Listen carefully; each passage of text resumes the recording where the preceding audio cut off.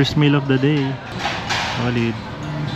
Pahinga lang tayo dito. Stopover, second stopover. T-Flex na, T-Flex. Ayan, bumili lang ng inumin si Mrs. Ito pala yung motor ko, guys. Naglagay lang kami ng dalawang dry bag sa magkabilang gilid. Bawat isa yung gamit namin. Titingin ako ng parang side bag na waterproof. Yung 20 liters na tig-isa, medyo pricey. Parang angkas mo si Mrs. Madalang lang naman. Dry bag na lang, most mura. Tinali ko na lang. Nakapila kami. Okay ka ba? Basta, parang di naman nagmotor. Ano yan? Wow, ang masarap ah. So yun guys, 83 kilometers pa. Alis na rin kami. Yan guys, nasa rotonda na kami. Nakatanggal yung GoPro ko kanina kasi may problema rito sa bracket ng helmet. Di tama yung dikit ng adhesive ko. Kaya yung mahabang highway, di na namin na-vlog. Coffee break guys. So yan, hapon na kami makakarating. Tana, sa Cannon Road tayo dumaan para maganda yung tanawin. So yun guys, sarado. Okay lang. Let's go, Marcos Highway. Medyo makulimlim guys. Baka umulan na. Pero tayo na lang natin kasi pag nakakapote minsan mainit. So pumapatak na yung ulan. So expected naman natin to. Makapag-ready tayo. Sarap bumiyahe. Wow. Amazing! Mga 26 kilometer pa. Saya, grabe. Dati, nag-aaral pa ako, parang 10 years ago. Napapanood ko lang to, yung mga ganito, na nagbablog. Diba, naka-big bike pa, ganyan. Sabi ko, sana magawa ko rin yun. So, halimbawa, ikaw, nanonood ka nitong vlog ko, pwedeng nag-aaral ka, di ka pa. Tapos, gusto mo rin gawin to. Or kahit anong pangarap na parang gusto mo. Bawa, nagtatrabaho na, tapos feeling mo, parang walang natitira sa'yo, ganyan. Pwedeng ginagamit mo sa pantulong sa magulang o sa pamilya mo. Pang-aral ng kapatid mo, mga ganyan. Totoo talaga yung minsan kahit nga hindi mo hinihiling, binibigay ni Lord eh. Tapos yung ibibigay niya, sobra pa. Totoo yun. Huwag ka mainip, parang ganon. Huwag ka mag-alala. Ibibigay niya yun. Hindi ka niya pinapabayaan.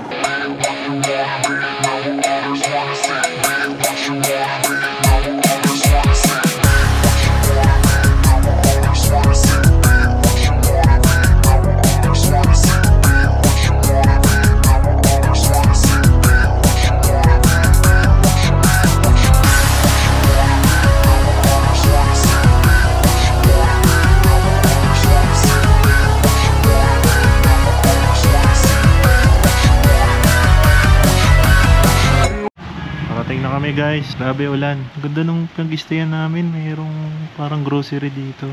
Yun guys, in-upgrade kami, libre. Hindi ko alam bakit. Ganda, luwag. Madalas sa pagpupunta akong Baguio, transient lang. Dito, social oh, grabe. Ganda, grabe. Ganda. Wow. Ito parang storage room lang to eh. Extra room. Pero tingnan nyo naman. Wow, tambayan. Tingnan nyo naman guys, oh. Ang ganda ng panahon, umaaraw. Solid talaga, sarap lumabas. Sana tuloy-tuloy yung sunny day. Oh, grabe.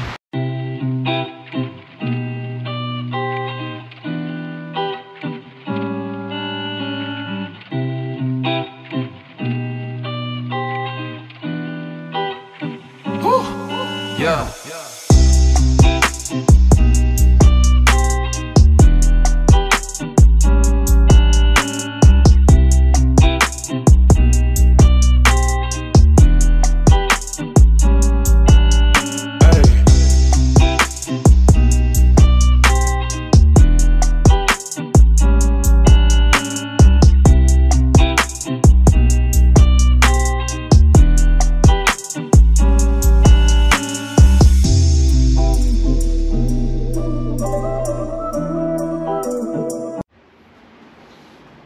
Morning guys, ganda ng mga bahay oh. Parang bundok na mga bahay. Second day, breakfast, brunch na pala. Ito yung big bike, nakaparada malapit sa gate. Medyo mahirap yung paradahan dito sa Baguio. Di ba mahirap? Medyo didiskarte ka lang. Katulad kanina, dapat sa foam coffee kami napunta kami rito sa, sa Elom. Basta parang Korean cafe. Malayo lang, konti lang naman. Yung paparada na kami, may masungit na guard doon. Kinakausap lang naman namin siya. Yung big bike kasi medyo malaki. Madalas sa kotse ako talaga pumaparada. Tapos yun, nag-uusap lang kami. Tinatanong ko, kotse naman yung babayaran ko eh. Kaso pinapaparada niya ako sa motor. Kung hindi naman talaga pwede, papunta na sana ako doon kahit mahirap. Kaso yung nagpakita siya ng ugali na parang yung parang masamang ugali na pinapalayas na lang kami. Kaya ayun, umalis na lang kami doon. Tapos dito kami napunta. Okay naman, mas okay na rin yung nangyari. Mas maganda rito. Baba tayo. Bili lang tayong tubig. Medyo sensitive kasi yung tiyan ko sa ordinary tubig lang. Kailangan yung binibili pa. Ang ganda ng view dito. Sa hagdan lang dito.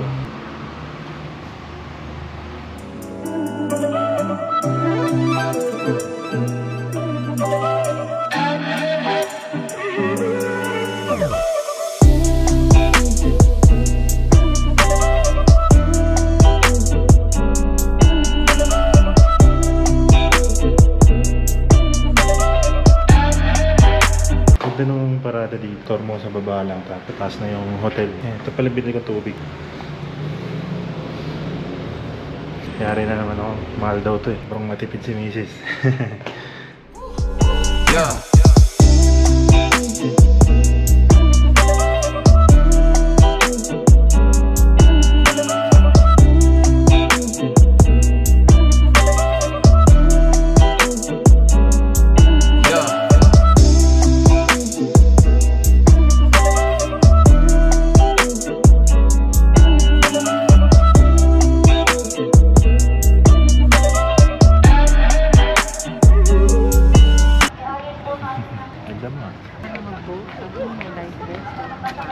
Di ba pwedeng wala? Hindi pwede na. Hindi na, maglibot na lang tayo dito. Ay, hanap tayo ng strawberry na taho or ice cream. sinasabi ko, maghanap tayo ng pagkain. Para may nagagawa na habang nakatambay. Nakatambay lang tayo dito, ganyan lang. Okay guys, hanap lang kami pagkain. Kasi talaga maglakad dito sa Burnham, no? Pag ganitong oras, alas 5 na. Yan. Alam mo lagi, no? Malamig, tapos hindi maaraw.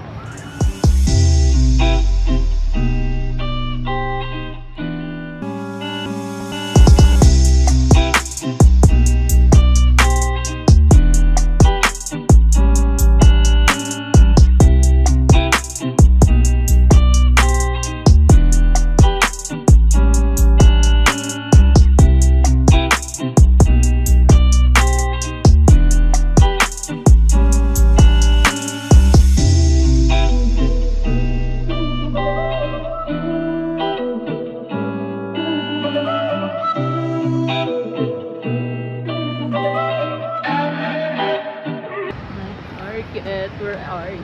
9 p.m. pa. Tomorrow pwede. Sayang yung bike, no? Hindi tayo nakapag-bike. Ayaw ng 30 minutes. Minimum daw 1 hour.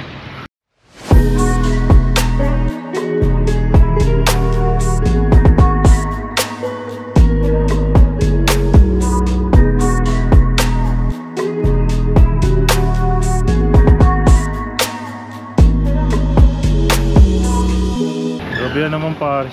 Napakasarap. Grabe, busog na busog. Sobra na compliment nila nanay dun eh.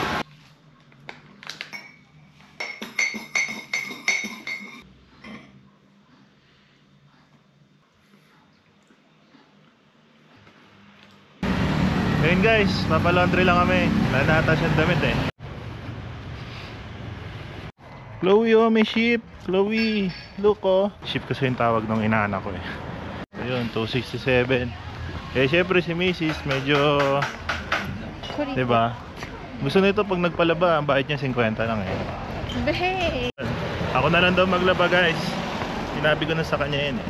Ito pala yung dormital namin, hindi pa namin napakita.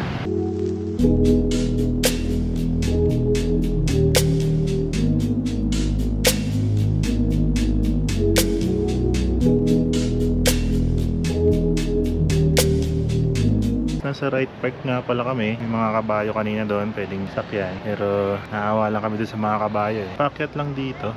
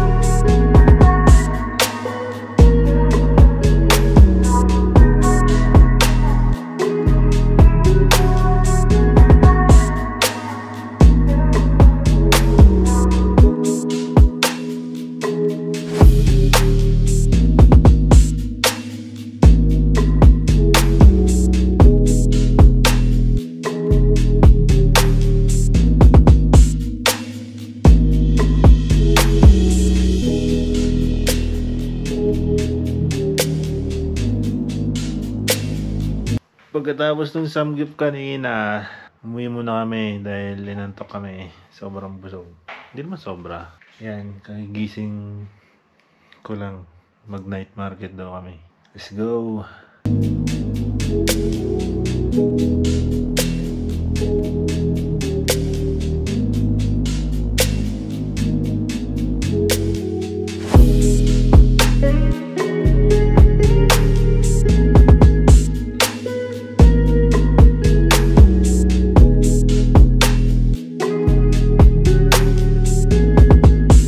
Medyo nababad trip na po siya. Kanina pa siya nauunahan.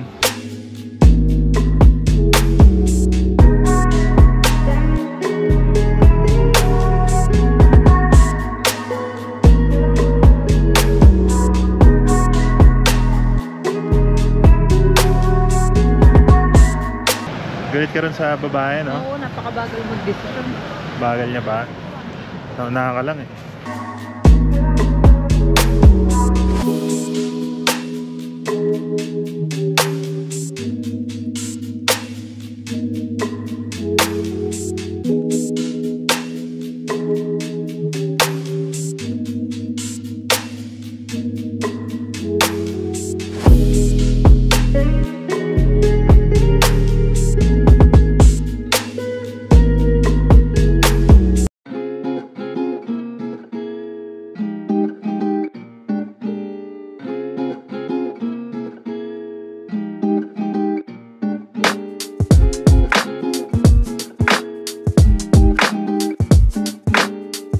Guys, so punta na kami yung Camp John Hay. Sira yung mic ko, ewan ko kung naririnig nyo to. Lalakasan ko yung boses ko. Sira yung mic ko sa helmet. Hindi ko alam yung paradaan sa Camp John Hay. Ipagtatanong ko na lang.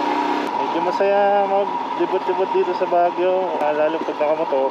Magkakalapit lang yung mga pupuntahan. Hindi masyadong malayo. So yung panahon, maganda rin yung panahon. Tanghali or ano, hindi maaraw. Welcome to Camp John Hay.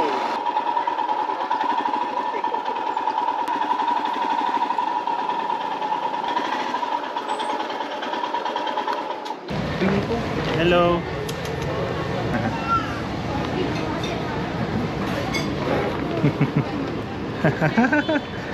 Itong pag, grabe. Order pa si Mrs. eh. Kape, tsaka donut. I-take out na lang niya. Nalaglag yung GoPro ko sa parking. Bad trip talaga. Hay! Pag iniingatan mo, minsan nung pa yung acceptance is the key talaga. Galing namin Jay ko. Punta kami sa parang piknikan nila dito.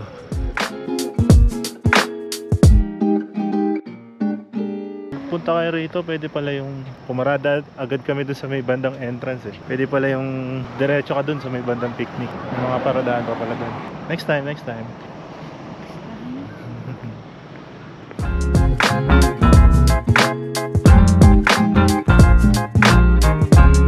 So may paradaan naman pala rito sa taas. Banda dyan. Guys, may nakita kami parang picnic table dito.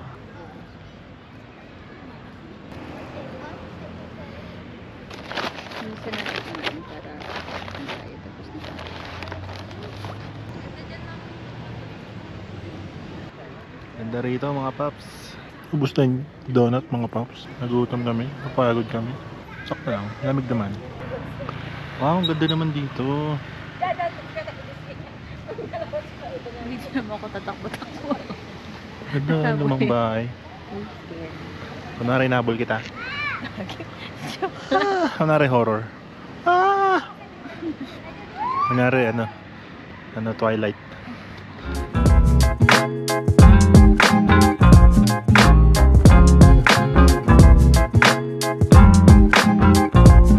Balik kami yung parking. Tapos mag-iikot lang kami ng motor dito.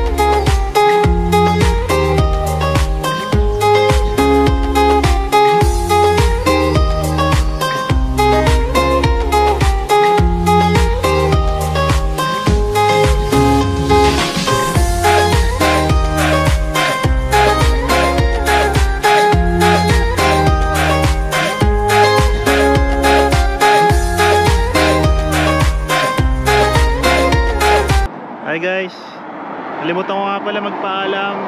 Nasa T-Flex na kami, nag-laybay lang. So, salamat sa panonood hanggang sa dulo. Hi guys, nakauwi na kami. Lord, maraming salamat sa guidance and safety ulit. Nakauwi kami ng maayos at ligtas. Sa susunod ulit guys, baka travel vlog yung susunod ko.